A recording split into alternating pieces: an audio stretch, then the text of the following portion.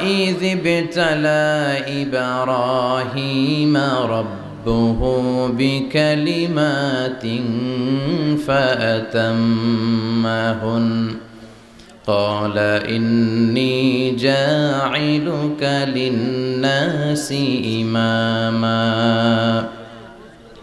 إن الله وملائكته يصلون على النبي يا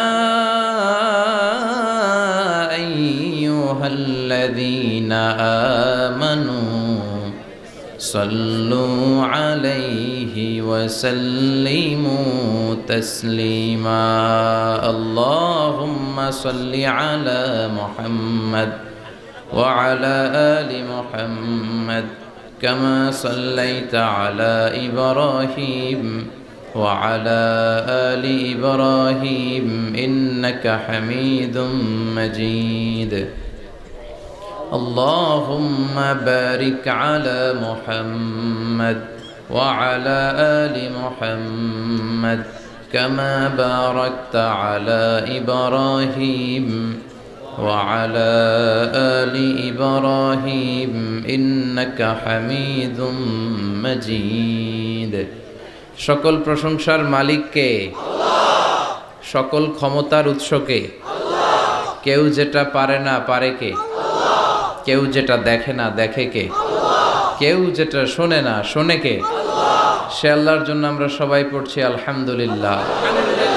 আওয়াজ করে পড়ি রব্বানা লাকাল হামদ হামদান কাসীরান তাইয়িবান মুবারাকান ফীহি ইয়া রাব্বি লাকাল হামদু কামা ইয়ানবাগি লিজালালি ওয়াজহিকা ওয়া আযীমি সুলতানিকা লাকাল হামদু বিল ঈমান লাকাল হামদু বিল ইসলাম লাকাল হামদু বিল কুরআন আমরা প্রশংসা করলাম কার? আল্লাহ।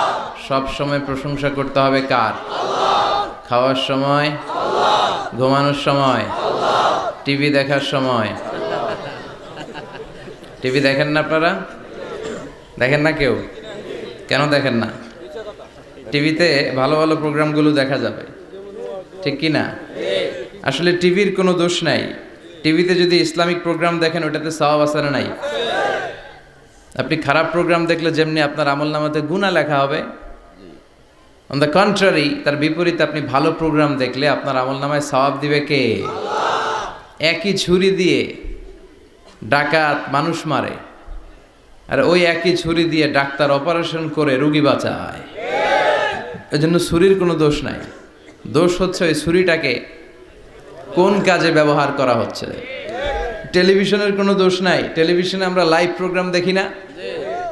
কাবা ঘরে কখন কোন সালাত হচ্ছে, যারা তাইফিন তাওয়াফকারী তারা কিভাবে তাওয়াফ করছে, মসজিদে নববীতে ঠিক এই মুহূর্তে কি পরিবেশ, কিরকম মানুষের সমাগম, তার সবগুলো দেখার সুযোগ আছে না নাই?